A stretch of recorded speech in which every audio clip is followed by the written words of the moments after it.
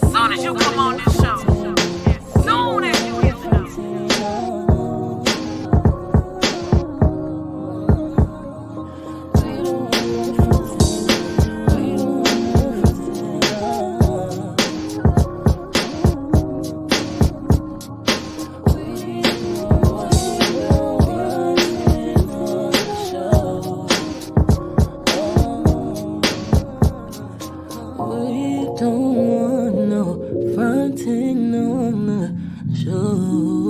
No front, no front, no front, no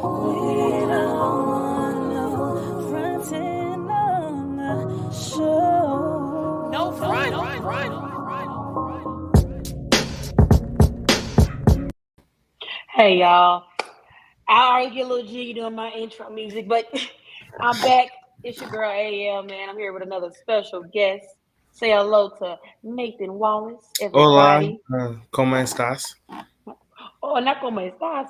For those here in Dallas, in the old Mexico, what I like to call it sometimes. Right. When it comes to who I have today is Nathan R. Wallace. Yes, He ma'am. had he had the Actually, R in it. I didn't told you about the R. He had a little, oh yeah, you had the R to it. He's a poet, but he's from Hinesville, Georgia. But he's Yes, ma'am. currently in Atlanta right now. ATLANTAGA, that's what I'm saying. Yes, and he's also very well known out here. He has been in several different competitions, and he was placed third in the slam team of the world in 2021. Am I Yes, right? I'm ma'am. right. Perfect, perfect. We're And he down on that also, team. yes, Don. We just had Yeah. him against two. I think, yeah, 2 Wednesdays ago. We definitely want to thank Mhm. Don. Don is who introduced me to Mr. Wallace here. So shout out to Don. Hope you watch. Hope you tune in. Hope you Yes, listen. ma'am. But yeah, so Nathan, I want to thank you for joining me today. And when it comes to I mentioned you was from Hinesville, Georgia. I have never heard of that. You So did. how was your upbringing? Like what part of Dang. Atlanta? Like what part of We Georgia really is get that? into it. So check it. My daddy is a Baptist preacher. Oh, okay. Um, my mother used to be a drill sergeant in the military.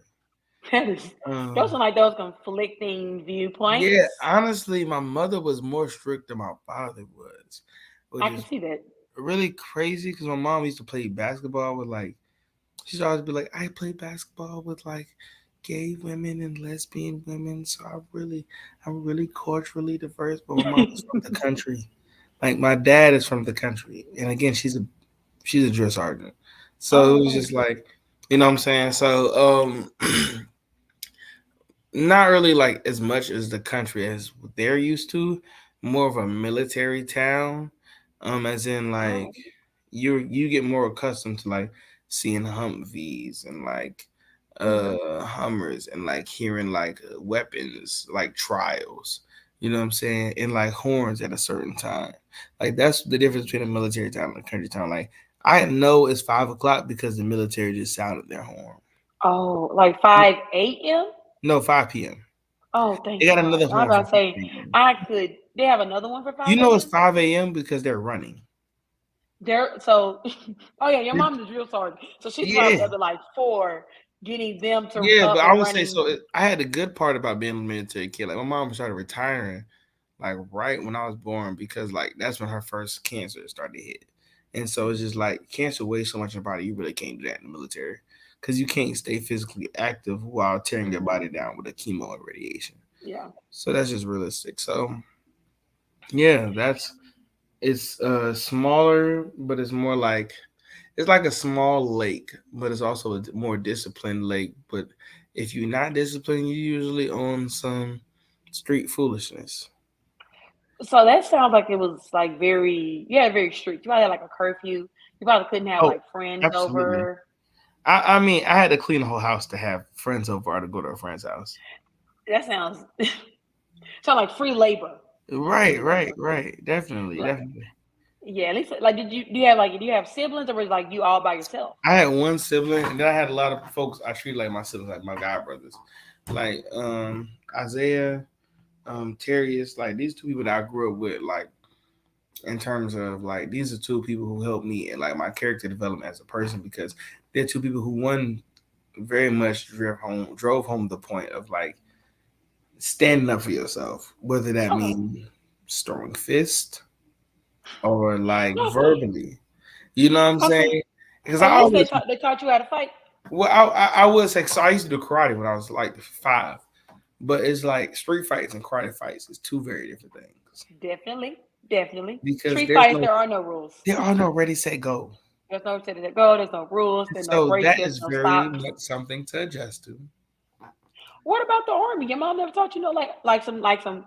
She wasn't she wasn't in good of health in regards to at that point to Yeah, probably so teach she you just certain wasn't. That things. wasn't. That just wasn't our arrangement. You know what I mean? Mm. Like, that just wasn't in that in the cars. So I know you said you grew up in Hinesville. When Hinesville did you Ga. move to Atlanta? So I moved to Atlanta around 2018. Oh, so this is relatively new. You've been in Hinesville your whole life. Yeah, so Hinesville was my first even intro to poetry. Like I used to listen and perform poems at church. They let you perform poems at church. So Girl, you wrote. Easter, Christmas, you have to.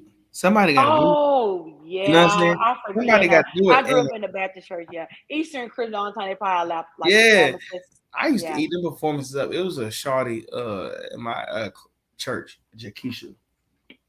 We used Ooh, to say that race. name again. Yeah, Jakisha Danley. You know what I'm saying? Now that's a We, country name. we used to race to get poems memorized the fastest. Oh And so yeah. that really helped keep me on my toes, no cap. Like it was something small. And so it was like when it came to Atlanta, it's like that was one of the first places that like I visited whenever I was still in under like in like high school, and it seemed like a big city. Like it seemed less like a lake and more like a ocean, Oh something yeah. I could infinitely grow in. And so that's what I liked about it. I say I do love Atlanta. It's always somewhere I think about moving. If I ever leave Dallas, it'll be Atlanta or That's what Houston. Only because Atlanta is like the gay black mecca of the world. that is true. Even though That's Atlanta, Atlanta's, it's Atlanta has changed a lot in the last couple of years too, though. more Um, gentrified. no, yeah, I was gonna say it's more gentrified than Dallas is, and Dallas is definitely getting to that point. But I went to College Park like I'm saying like a year ago, and it was completely different than how it did 3 years ago. Yeah, It's but like, College Park for what is the question? oh no, I actually I got an Airbnb and I was just going to Atlanta for for my cousin's birthday, and actually it's really Oh, nice. They had like I don't know what street it is, but it's like a whole different street, like different bars and restaurants that are black owned. I know Milk and Honey is over there. great tea spot. It was it's a few things over there. We went to like a bar. I don't Sir think I Blue can name. Seafood is also a black owned spot if you want another one. See, I think I love Atlanta. Atlanta has so many black owned spots. I mean, granted, Dallas does too, but Atlanta has so much for other than again. I love College Park. If I was gonna live in Atlanta, it'd be there. Even though I know there's so much. There's so much about every hood to be real. But I didn't have any problem with College Park. I thought it was nice. I thought it had grown a lot. It had more things to do where you wouldn't have to necessarily go far. Like literally, our Airbnb was like 4 minutes from all those places, like Milk and Honey and all that strip of different places that were down there. So it was nice. I understand wanting to be there compared to somewhere kind of small? Do you always feel that you were destined to move somewhere bigger, that the small town I you grew up mean, from was so too small? it's crazy. So if I was like reaching my like country peak in poetry, I say that because I felt like I was a big fish in a little pond. That was my biggest problem with poetry. Like, there was a time where I realized like I was competing in like recitation competitions, and so I just didn't lose in the recitation competition in my county in what 2 years, my 11 and senior year, and so I was competing at state level in that, and competing in like state level public speaking competitions. My senior year of high school, I was second in what prepared speech for Skills Mm-hmm. USA competition, as well as like that was my third year making it to state in another public speaking competition, which was extemporaneous. So like public speaking was always easy for me, and so it was just like when it came to poetry, I seen a cat come down from Savannah and spit some poems, and I was just like, I can do that. You know what I mean? Nothing like no, not even no disrespectful stuff. That's why I asked him for some tips. He was like, "Write to your empty." I wrote to my empty. He's like, "Try to be more concise with your words." I'm like, "Okay, try to be more concise with my words." He told me about whole. He told me But I'm about. talking about say you don't cover your mouth. I know doggone well your mama say I'm something so to you. sorry. Look, I've been waking up at 6 a.m. Look, I know. he I told me. understand. I was young Yeah, and he told me before. to buy a whole book, a whole freaking book to study poetry. It didn't help me none. No offense. If you're looking at this, no No offense. offense. Don't give nobody else the book advice. Keep it. So Right. what? So what? Like when did you start writing? Like I know you said you. So So when did yeah, you I've been start writing actually my writing? whole life, but I would say writing is very much a thing about intention, True. um, and honesty and vulnerability. Those are the three most things that I feel like help me constantly grow as a writer. So um, my first Negro that ever gave me poetry advice was my actual first one of my first nurse, Clarice Wright. I used to cut her grass and rake her yard for money when I was younger, right? And so she Mm-hmm. was giving me poetry books that was in her house, and she'd be like, "Yeah, if you ever go to Atlanta, before you ever try out for an important slam, try out for a slam that you don't care about as much." Oh I said, yeah, you get more feedback. "Yeah," I said, "Cool, man." I tried out for a slam at Apache. These niggas wrote "love" on the scorecard and said 6, and I said, "I quit poetry." And I didn't return to the scene for like 3 months, yo. I watched the whole Get Down, the whole Get Down. Why? So when it? So I mean, it was because of it was like a good. It was like a good punch. It was like it bruised Yeah, your that's when I ego. realized I never lost in my city. Oh, okay. Going to Like that's somewhere why I else said, and not feeling like and losing, yeah, I felt like quote a big unquote. fish in a little pond because, like in my city, niggas wasn't touching me, and that's not me being like rude or respectful. It's just like wasn't. You had the talent. But I would say I had the talent to get by with that level of competition.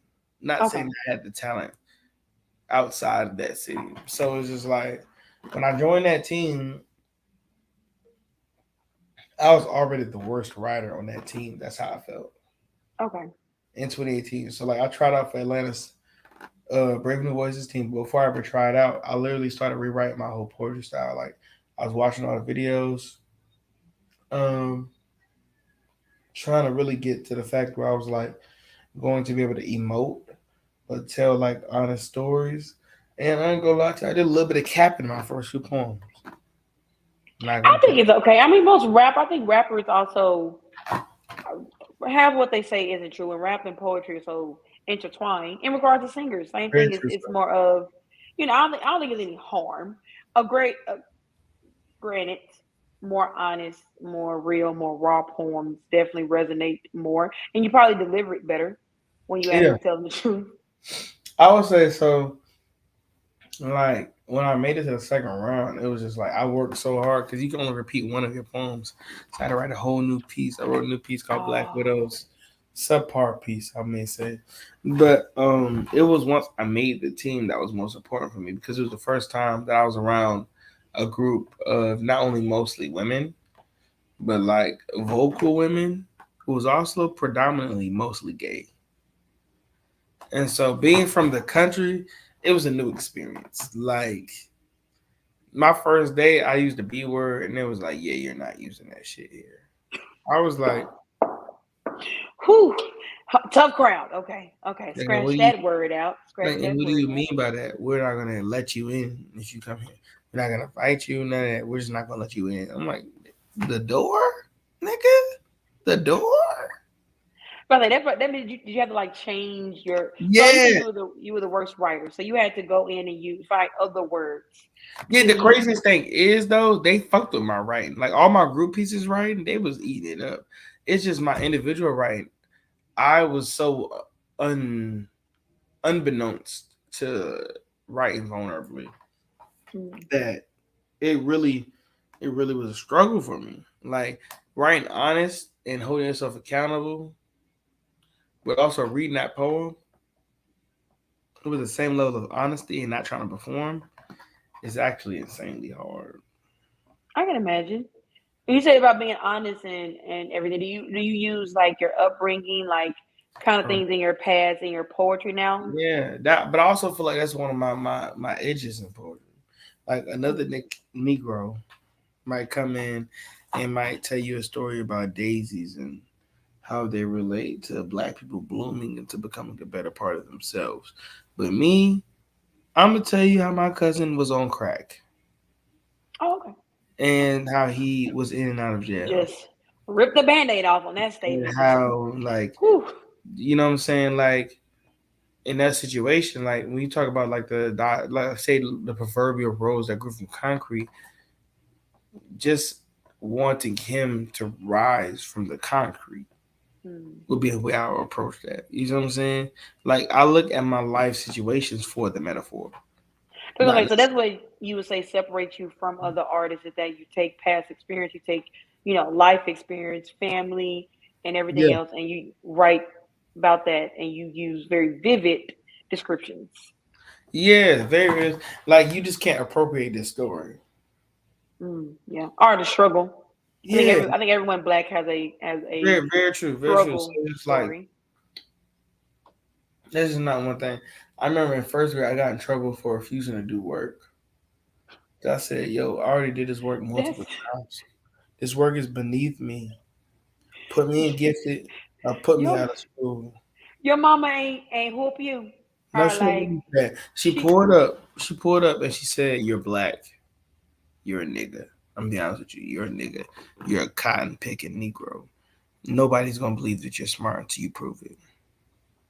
So you have two choices: Okay. you either prove it by going there and doing the work, or you don't do the work and I whoop your ass."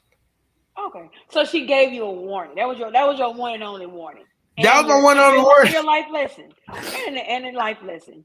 I mean, I ain't gonna lie. My mom called me a nigga. I don't know how I feel. I be like, okay, mom. But I ain't gonna lie to you though. After that week, they tested me for gifted and I passed, and they put me in gifted. So you needed more of a challenge, and she kind of figured Yeah, that. because I'm like, bruh, how many times they want me to add and subtract? That's literally what I said. I said, bruh, I've gotten 100 on every assignment you gave me. Why Oh I'm yeah, gonna I keep get. doing it? My mom was a teacher. Her foot was up your ass. Yeah, my mom was In a like, "Why heartbeat. It ain't don't you matter going to how work?" many I said, times I tell you to do it, you better do it. "Mom, this is my 600, which means I haven't missed shit the past assignments. Tell this Negro give me harder work or leave me out the class." Well, I like the end part about showing them because right, no one's going to let's say small town, and I don't know what the population in regards Yeah, we to about 50K. okay, in regards to how many minorities, and I don't mean just black minorities. No, Were that's there? fair. That's So all of she'll them. probably say, "You not finna come up here and have these people think you that dumb nigga. They already think you are. You go, you need to go over here and act like you got some sense. And if you need a challenge, you need something harder. Let's figure that out. But you are very intelligent. My mom would have been like, "You're not stupid. You are very intelligent. Don't have nobody. Don't be acting stupid when you're not stupid." My mom was also an English teacher. She also has a way. She has a way with words. Tell you that one. Now that lady has a way with words. She can call you, probably make you feel less than 5 minutes after she done told you something good. You had to think about it. It had to resonate. That's It true. had to click with you before I you feel that. realize what she was saying. But speaking of way with words, poet, you are gonna. I heard you had some new shit for me and the people tonight that you're going to recite. Or Mm. it is new, so you have to look at it. I understand because my memory here be jaded. So before I give you the floor, at least give me the name of the poem. The new shit. Okay, so I'm gonna give you a choice. Ooh, I like We have choices. new pieces that we've been working on. Working on a new book called "Crucify Me First." Like Ooh, I said, so when I first joined that team, my first coach, Nanelle McKay, um, always pay homage. That's my dog. Like I've studied under a lot of poets in a lot of different capacities. A lot of poets have influenced my style, and that's from even the ones I'm on the team, from Chef to Don to Maya to Lady B, Lady Breon to Black Chakra to Poet Kenneth something to Ayana from North Carolina to Ebony to excuse me yeah, you a country boy. yeah, Rudy You to didn't, you didn't yawn with your mouth on. You didn't burp. You yeah, are a country my boy. fault. You know what I'm saying? You So remind it's me of just some niggas like back from the silk. one of the first mantras my coach ever had me write was "Right to hear yourself." and that's how I wrote my first book. It was I'm my own therapist, and then my second book I wrote to like pay homage, and because I had a lot of niggas that passed, and so I wanted to pay homage to the people that like helped me become who I am, but also to the places and to the things that helped me become who I am, and or hold them accountable. And that was a big thing for me in trying out different writing structures. So in this third book, I wanted to write. It's called "Crucify Me First." I wanted to have a death of self, where I looked through my life experiences, compared them to that of Jesus in those instances, and look for my own story in those. Look for me to be my own self savior, or if I need help to ask for it. Now that's important for black men to ask for. No, not even black men, Yeah, men in and general. yeah, Men in very general very don't true. ask for help. Men, Boom, misogyny. yeah, men in general do not ask for help, and I was looking at a study about how men really have the higher case of suicide and higher case of Yeah. mental illness because they don't ask for help. So like that's what I said. Like whenever I wrote, that's crazy. When I wrote the book before my eulogy, I had two people die in that year, which really led me to write that book. Um, because I'm Greek, I'm a Sigma, Blue Phi, all that good stuff. Okay. Um, literally, we led in the line. I was an assistant dean of pledges ADP, and the DP passed away after we led the line. He had like a stroke or a heart seizure or something like that, and so Mm. he passed away. And so that was brutal, and that happened in like Marchish of Yeah, he was a young man. maybe 2020, yeah, maybe 2020, maybe 2021. Like 2021, honestly, it might have happened. Yeah, it happened March of that year. That same year I graduated, same year my team got third in the world. It happened March of that year. And then Uh, you April we went to nationals. Came back from and you nationals. channeled it. Yes, but it was heavy. So like Yeah, March, I can imagine. that happens. My pro fight dies. April we go to nationals. We end up last day before competition having to save some people. Me and my teammate Chef having to pull people out of a car because they were in a car wreck. As in, like my teammate is like, "Yo, I need you to keep her breathing. I need you to make check her heart rate. I'm going to try to stop this Negro from bleeding." And he wraps his Kobe jersey around like this Negro leg. Like his Kobe jersey, high school jersey, is covered in blood. See, I'm so afraid of helping people on the side of the road. I had a And someone I I went to completely college with. understand. Right after we graduated, he was helping someone on the side of the road. And he helped them, and he ended up getting hit by a car and died. Helping someone on the side of the road, and I was like, dang, he was always a good person. And it's like, but I'm happy you did help. It's always Yeah, one of those things you want I ain't someone gonna lie to to you help. though. It was hella traumatic because I'm I can holding this imagine. woman. And like I told you, my writing is writing to heal yourself. So one of my poems very much talks about my mother and her battles with cancer. And so when I'm holding this woman, she's asking me questions like, "Am I gonna make it home to see my kids?" See, and that's not, I'm not saying that's not fair to ask It's someone, but it's right. what they're going to, but it's on your mind. It's like you Yeah. have to try to focus on, do you want to live? Do you want to make it home? Focus on that. Yeah, I want to make it. I'm going to make it. I'm okay. Yeah. I'm fine. This hurts. I'm going to get help. It's going to be fine. I mean, that is a lot to deal with all in one year. That's the kind of heaviness we had before that very next morning that we had to compete. Mm. And so I'm doing a poem about my mom the next morning, and it just Hits. yes, I'm over here feeling it too goddamn much, but still going through the piece. And so I say that to say when I got crucified me first, one of the things I wanted to do was make it very clear that Nathan freaking Wallace, you are not anybody's martyr. Mm. It's not your job. Like my dad, when I was 6, told me I was gonna be a prophet. Prophet just means tell the truth. Truth is, nigga, I ain't Jesus. Like that's it. I So, mean, yeah, yeah, yeah. you I want agree. we drink wine or Mary and the Magdalenes?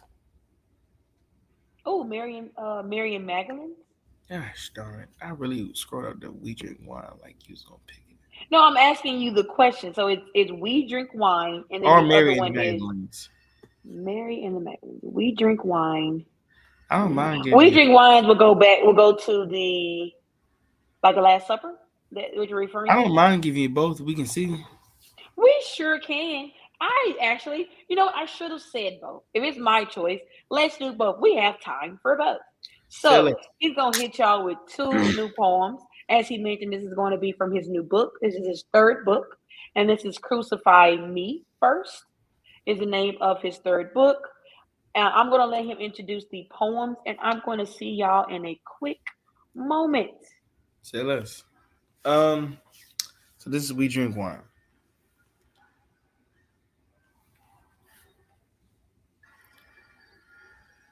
My mother says alcoholism runs in the family, and when I was just a boy, she would take us to visit my great aunt Nora. But before reaching the doorsteps, the smell of booze oozed off my great uncles from the porch. Their bodies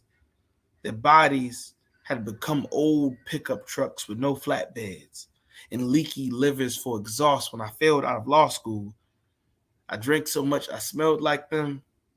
On some days, on some days we look at the bottle the same, like it'll save us. I wanted better for them, a better they did not find in this life, so I pray that they find it in their next. I pray I find it in mine. My mother says diabetes runs in our family.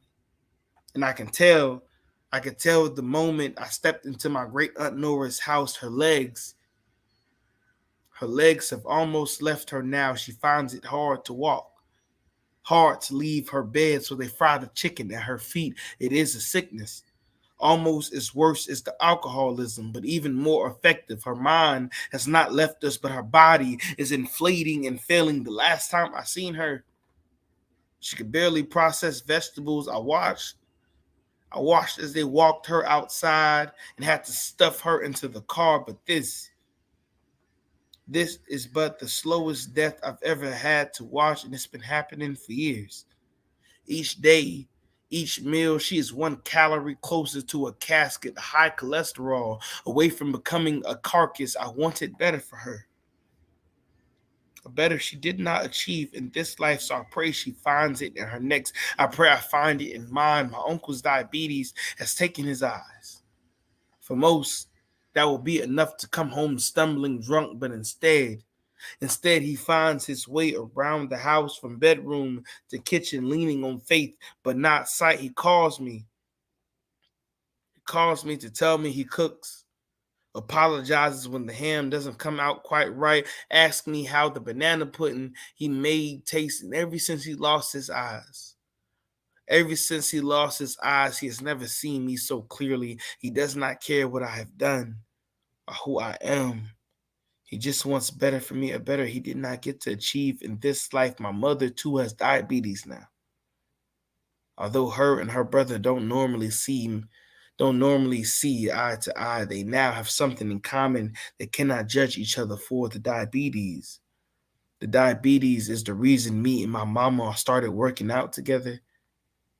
Something we haven't done since before the cancer came. On hard days when we could go for a drink, we find a bag to punch, instead a boxing ring, to let out our frustrations before they run over and stain everything like red wine. My mother wants better for herself. My mother wants better for me. Sees better in me. Some days, it's the only reason I don't pick up the bottle, and some days it's the only reason I put it down. So that's the first piece. We drink wine.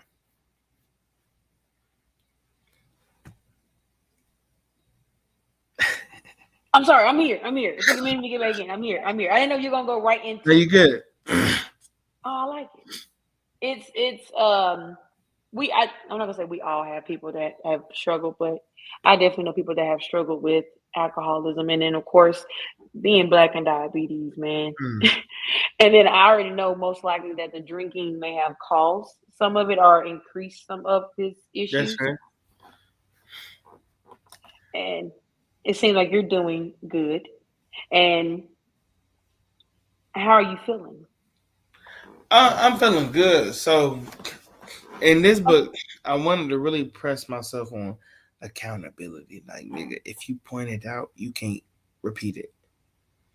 So Mm-hmm. I'd be like, toxic. I kind of want it, but I already wrote a poem about it, so I can't do it. Yeah. Like, and that's what I really got to hold myself to. As like funny as it seems, it's just like, oh yeah, Nate, have you already done this? Yeah. You gained something from it? No, don't do it. So it's like as you write it, that's your way of confessing it Yeah, and you not doing it can't. again. Anything you write is testament. It's a contract between you and your past self. To go across that contract, to disrespect that contract, will be to disrespect two people at once. I can't do that. Not those two people. Mm, I like that. I guess it's the same when people say manifest, it makes it real. So when you write it down, it makes it permanent. Yeah, like this is testament. People forget how much of the Bible was just poems. Oh yeah. I mean, they that's what I mean. Most, not say most books, but as we were talking about, like lyrics and writing, it's all kind of intertwined. And the way you read it, the way it's lined up, it makes it poetry. Anything can be poetry depending on how you describe it, how you write it, how you even say it. Something in a way you can describe something, it can become poetry. That's right. And when did you write that one? Oh, when did I write that one? That's probably not more than 2 months old. Okay, you said it was new. So this is Yeah, that was your first time like performing it. that's huh? It's your first time performing it then. Second. Second, okay, I'll take second. Yeah, Um, yeah, yeah, second. I did an open mic before. Read it. Yeah. So that's one of my new babies. Uh, and then you got another one. yeah, Mary and the Magdalenes. I feel like So this was as that. you I feel like this was gonna be deeper, isn't it? yeah, as you can tell, we drink wine is about the idea of turning water into wine. But it's like my niggas alcoholics. Keep the water. No, give us water. Keep the wine. Keep the wine. So Mary and the Magdalenes is a different piece. When you ready, I'm ready. Okay, I'm gonna go back out.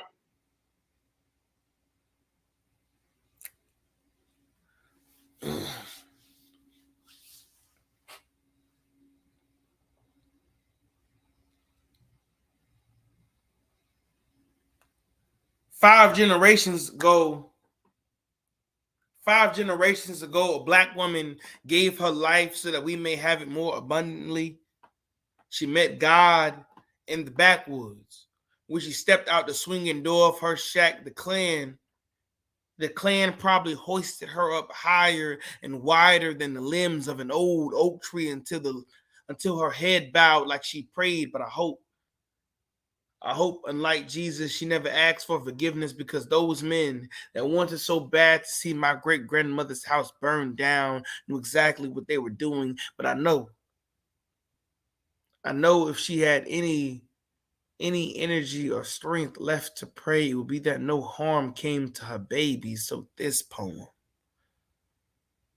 is for the martyrs, for the black women that died so that I could live. This is for my mama's oldest ancestor, a black woman who was killed by her husband for her cotton. This is for my great grandmother and the women that raised her and gave birth to her. This is for the Marys, for the women that had no choice in giving birth to a baby and watching them become a martyr. This is for Trayvon's mama and for George's mama and Brianna's mama and Ayana's mama and Sandra's mama and for my great grandmother's mama, all the mothers who had to watch as their babies' clothes or bodies filled with holes. This is the mothers.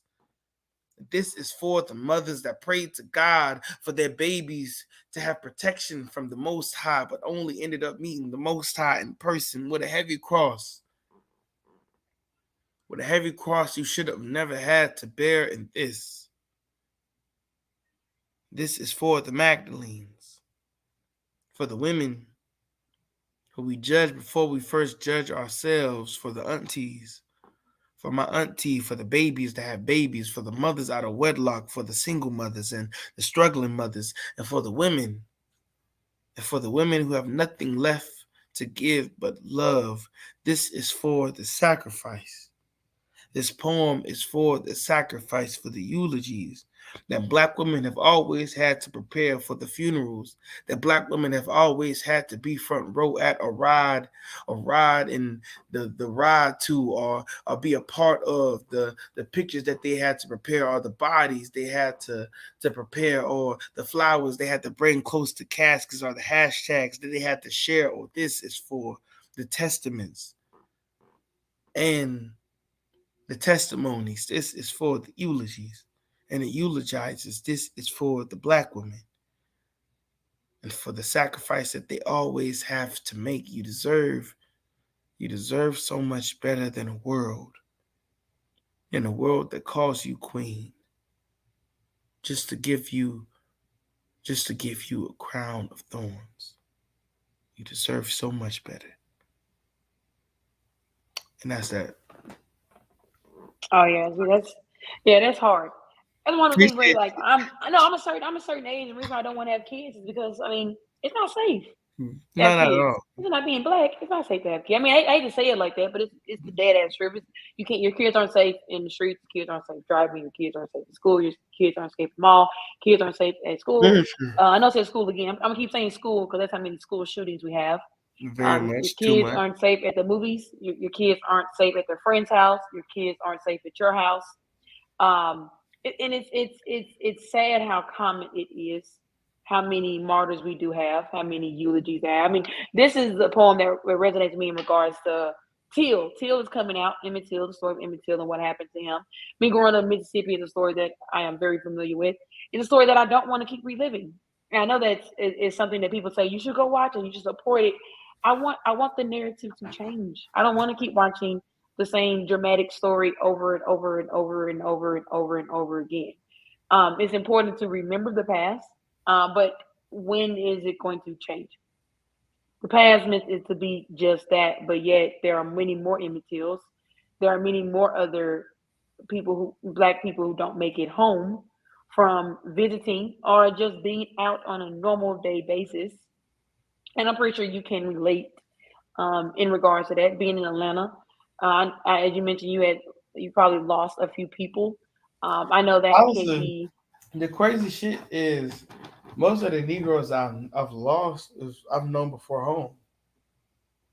Mm, And so when it comes to like death, like some of my poetry permeates because of death, because it's just like one of my high school offensive line coaches passed away. And the high school secretary who used to stop my mom from coming up to cuss me out early passed away. and she had your back because she's like, no, hold on. Yeah. And so when I think of my idea of heaven, one of the poems I recreated was that I don't want to be in a heaven where she's not at the gate to buzz me in. Mm, I like that. And that's one of the things. It was also like one of my homeboys killed himself the day before my graduation of college.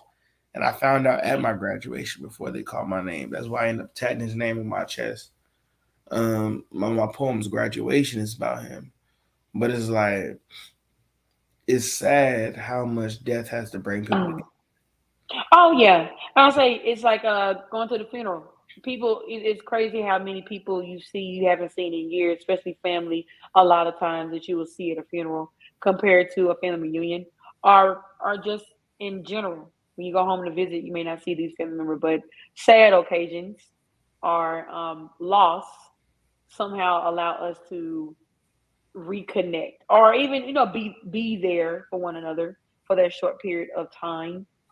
Do you Right. feel that like in your genre of of writing of poetry, what would you describe your genre? Do you have a particular genre? The one I know you mentioned death. Is there any other topic you see yourself writing about a lot? Obviously, my specific genre is just free verse.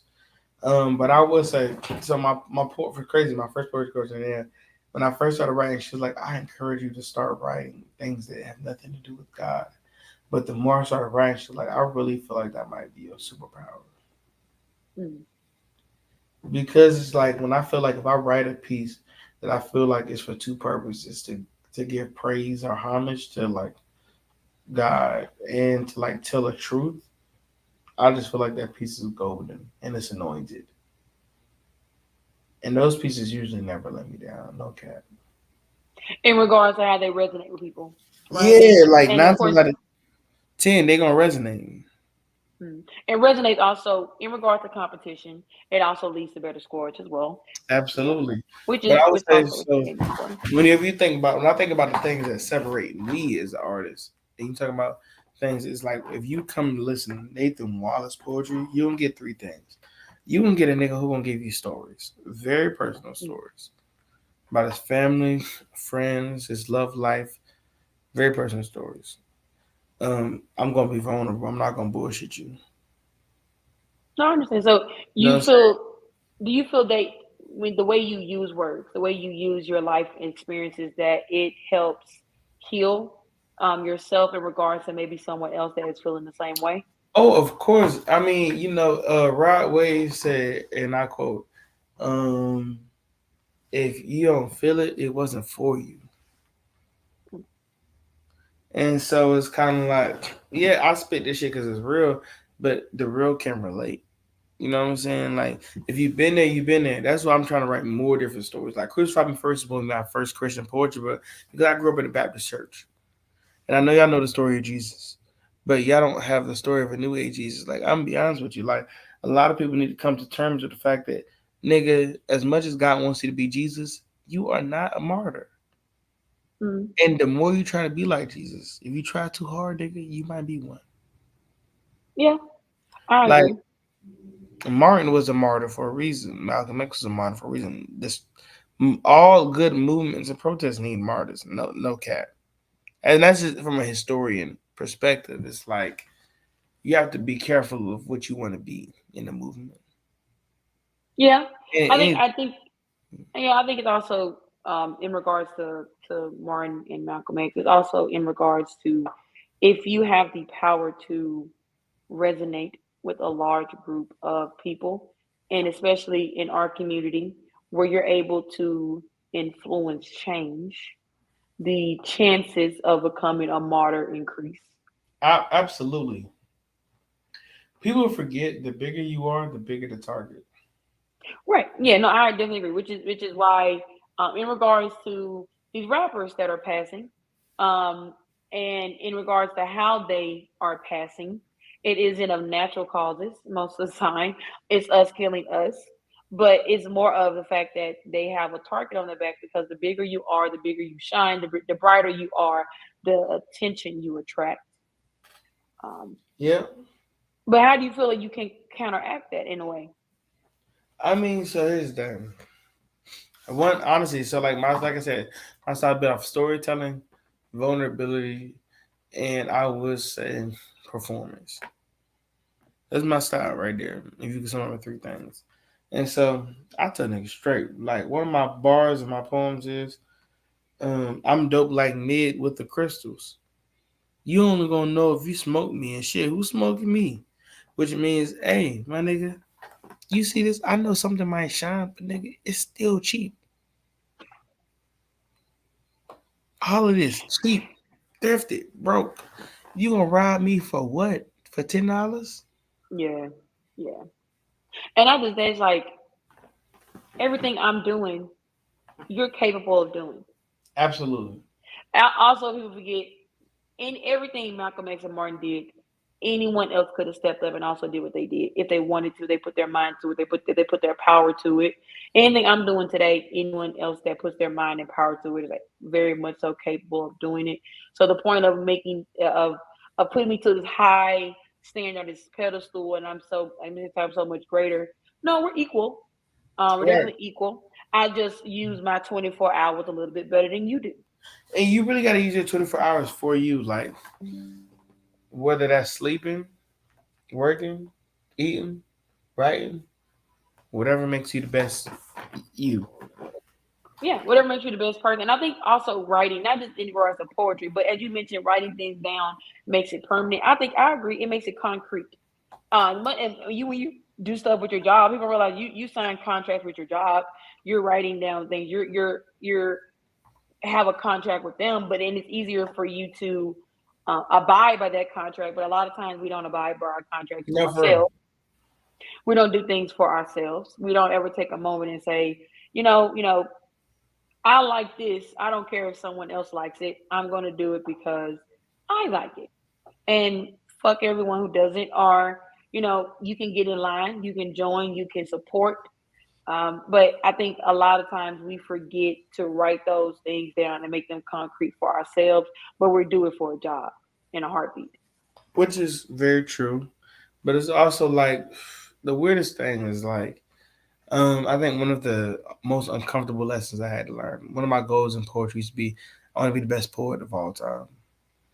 Um, Mm, and I realized it was a stupid goal, but it's a better mantra.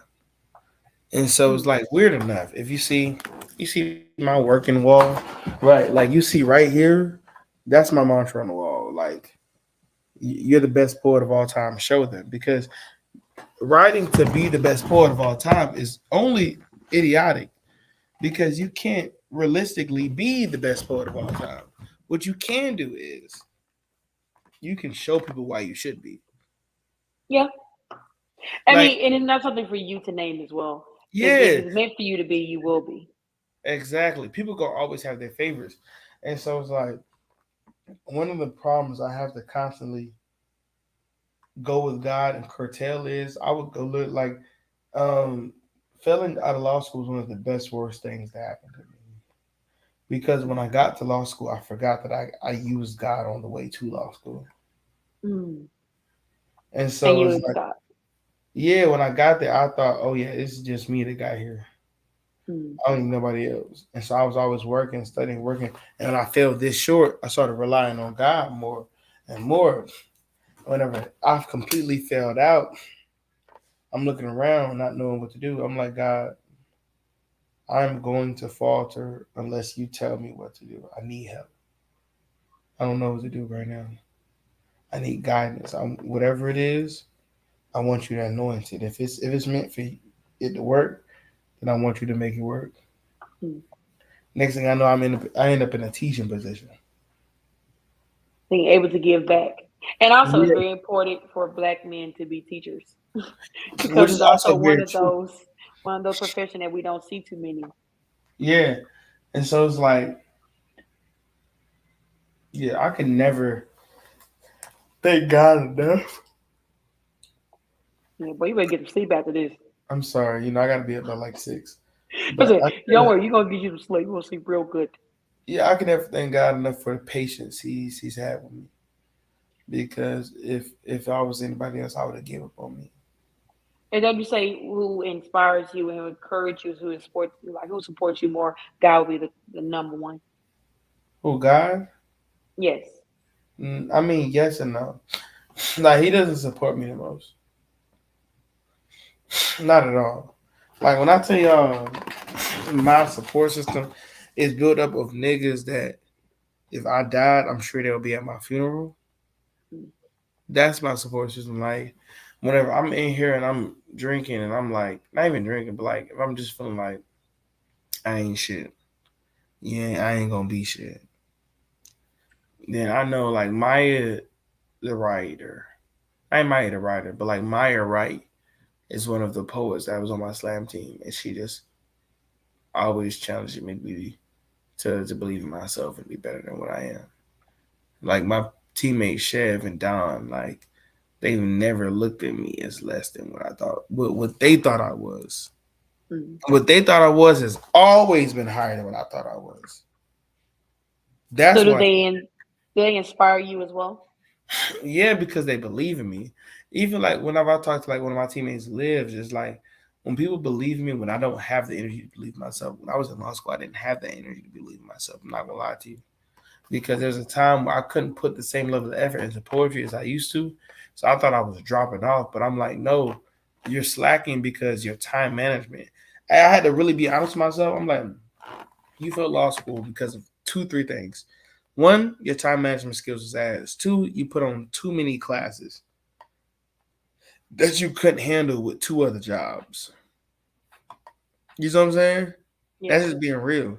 If you took a part-time schedule with a job, pick and pop, cool. But I've been forgetting how much time art takes to make, to curate. Yeah, yeah. to edit, to perform. So it's like that's a lot of work. And so Law school in general is a lot of work. no, it was. And so it's like now I got to the point where I want before I ever even think about going back, before I even think about going back, I want to write 3 books, complete, beginning to finish. And that's what you're this and this is your third one. Yeah, so this is actually the third one. Yeah, this one's actually finished writing. It's in the editing phase. The book after this is poems my therapist made me write. Okay. So it's called Poems My Therapist Made Me Write. So crucify me first. Poems my therapist made me write, and then the next one is gonna be Finding Eden. Okay. These are the 3 I'm working on right now. It sounds like it sounds like you have a lot on your plate. And Yeah, how do you kind of keep everything balanced? Obviously, to wake up at 6, and you also work out, and you also have a job, and you do. How do you keep everything like together? this right here. I don't know if you can see, but nigga, I got dang, can't even see it for. I got a list of short term goals and long term goals. And you look at it in And the so morning and kind of get yourself together. yeah, so I wanted to finish poems my therapist made me write first. That was the book I wanted to finish first. But Crucify Me First ended up getting finished first. I'm fine with that. Cross it off the list. That's what's done. So that way now I can send it to my editor to see what they got for ideas. Yeah. And then And and so on and so on. so, what made you want to like write? I mean, you can do so much with poetry. What made you want to actually like put it in book form and sell it that way? Oh, nothing. I won a poetry competition where they said, "Hey, yo, you got a book deal." So I was like, Okay, "I don't have a book." And but so I'm my own therapist. Was every poem I wrote around the mantra of writing to heal myself. so you never actually went to an actual therapist. Oh, girl, I got a therapist right now. Her name Jacqueline. She a white girl, old white lady. Only problem is she only work like 2 3 days a week, so we always miss each other. Oh yeah, I hate that. I Like hate I that. ain't I been think back probably about a month and a half because I teach now, so it's like I work Monday 7 to 3, and if you get off at 3, girl, when is we meeting? yeah. So how do you? So writing has also become your therapy. Absolutely, it should. Do do you vent to your? Do you remember you asked for help? Do you ever vent to your friends? Um, yeah, I've been to my friends. Like I've been to my friends about a young lady I was talking to who said she needed to heal before a relationship, which is not to diminish that, but it's just to like I like to let my closest friends know what I'm dealing with to seek their advice. Yeah, I mean, I've been there. It's like it's you have to respect it because that is a self evaluation It that is. someone realized that they couldn't be their all for you, but it sucks, right? It's just like No, it it fucking definitely sucks. sucks. Like bitch, like come on. I'm I not, actually had to have an honest conversation with them. I'm like, yeah, it's cool if you don't want a relationship, but we can't hang out if you don't want one, because we're not going to hang out if I'm not allowed to flirt with you. not just that. Because If I'm not allowed to date you, and we were just dating, like yeah, I'm that's not doing, weird. I'm not doing it. Yeah, not even saying it's weird, but like it's kind It is weird. It's weird because it becomes that gray area, and the reason why it becomes a gray area is because we all know when you're hanging out with someone that you're attracted to, whether you all are in a relationship or not, it can lead to feelings growing. It can also lead to sexual interaction, especially if it may not want a relationship, but that doesn't mean they don't want to get some of your goodies. I've also realized that. So it adds to mental anguish because why am I good enough to have sex with, but not good enough to be in a relationship with, even though you're healing? of. And I will say, for people to ask that question, stop asking it. Stop asking. You know, if you ever go to a job and be like, why am I good enough at being the teacher, not the principal? Nigga, because Yeah, they hired you as the teacher, teacher. Yeah, not the yeah. principal. Or if you have to ask, You you should be there. you'll never see the custodian at the hospital and be like, nigga, you don't want to be a doctor? That nigga is a custodian. He's not a doctor. Not to say Yeah, he couldn't be, but nigga, let him be a doctor when he want to be a doctor. I agree. You shouldn't ask if there's any. Is there, especially when they've already made it clear. Now you should ask if you're not sure, but if they've already made it clear, regardless of where they stand, then you know where they stand. And I and to do with you, you have to believe what people say. Also, if you ask someone how they feel, you have to believe what they are telling you until you Precisely. see or until they see you see they do other things other than what they're telling you. Because you also have to watch actions on top of words. Words are only half of all of us, but your Absolutely. actions are the rest. You can't just write something down and then not do it. You have to also say it, write it, do it. It's levels. You have to make sure that everything that you say or write, you stand on, which a lot of people Absolutely. I feel like struggle. Or it's hard to keep those boundaries we set verbally. And it's real easy to go back into bad or old habits or to bad or old people, which a lot of people will do in a heartbeat. It's cover season. I know a lot of people going back to exes, It is definitely cover going back season, to old, which is old outrageous in bad, itself. old bad habits. It is. I'm getting so old. That I don't realize the cover season. I see it like people mention on Instagram. Oh yeah, it is technically. Like I'm single. And I'm probably gonna be single the whole winter, all of fall, and then probably summer and spring. We'll see. We'll see how things go. But in closing, we're getting close to the end. It's been great, but I want you to list. I have some of your. This may be all of your like your social medias. This is your IG and your TikTok. I'm not that active on TikTok. I want to do better. I'm going to Yeah. get on there. I can imagine you doing poetry on TikTok has to be It's very just I intriguing. ain't gonna lie to you. I've been slacking. It's not as dynamic as it could be. I try to take a more personal approach, but we're gonna get active. You know, we're gonna get in there. Yes, it's all about like I said. You keep making it about you and about the struggles we all have in common, then there's no like people are going to be drawn to you because they're going to relate to what you're saying and how your poems make them feel, which is really important. But these are your two social medias I have. Do you have any others, any events coming up? Just Mr. Nathan all of the Wallace above. is the same on everything. Everything that's important. If you look at me up on Facebook, get your face out my Facebook. You is You not don't my like mama. Facebook? You is not my mama. I'm not gonna play with you. I'm not All gonna play right, with my you. mama be on my Facebook. You is not her. First of Okay, all, why are you following your mom? My mom don't follow me. my I mama. have I made boundaries. my Facebook when I was in sixth grade. I ain't have no choice. Okay, okay. You know. But do you have any upcoming events like in Atlanta So or if you ever in Atlanta, I perform on the fourth Thursday of every month. Most likely at Heirloom ENT, Heirloom.ent. Um, it's a great venue, very organic, very it gives Jack like Juke Shack joint in the you know woods. You know what I mean? Like it gives very, is very it in the like woods? It's not in the woods, all right. it's not in the woods at all. It's in a suburban neighborhood. Okay, but I say I have things about woods. No, it's not in the woods, but it just feels like ethereal. It feels like a ritual. It feels very like in central to like your experience as a black artist. mm, mm, Me performing it, so that's why I love it. Um, Other than that, I am performing on maybe the 23rd at the Atlanta Arts Festival.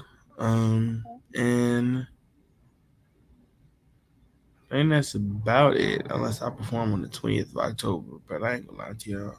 We're gonna have to see when we see because it's late and I gotta check my schedule before I even mm. tell you that. Agree to it.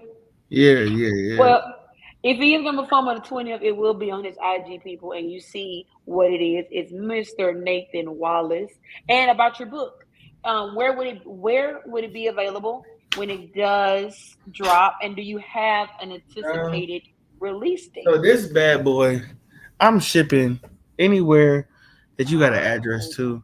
If you live in the boondocks, I can ship to the boondocks. If you live in a dumpster, let me know the dumpster. Let me know the unit, okay? I can ship it there too. I can throw it in the trash can, throw it in the trash bag. As long as I can throw it in the bag. Yeah, you know? So let me throw it in the bag, whatever it is, wherever you at. Let me know. I can ship it to you. You feel me? And And how would they order? Would it be on your You IG? can order on IG. You can send me your address, your name, your number, just everything I need to send it. And Cash App your boy. That works too. Or you can order on Amazon or whatever. If you want a personal signed copy though, you gotta hit your boy. You know what So I'm about to saying? say, 'cause signed copies hit a little bit harder than what's on Yeah. Amazon So your people. boy got the copies on deck. You feel me? I got the copies on deck like tires at a car wreck. You feel me? We strapped up and ready Yeah. to go. All right. Well, y'all heard it here. You got to hit them in the DMs. You want a signed copy. If you a little, you a little nervous, you don't like being in people's DMs, then you can get it from Amazon as well. And that's the title of that book, But for my eulogy, Before My Eulogy. So y'all heard it. I always make everybody promise to come back. yes, ma'am. Okay, this is Of when you get course. famous, or if you're not famous, or maybe Girl, the if I first thing. get I'm famous, I'm thinking gonna about come coming. back and you I gonna had in pick my hats Atlanta. out.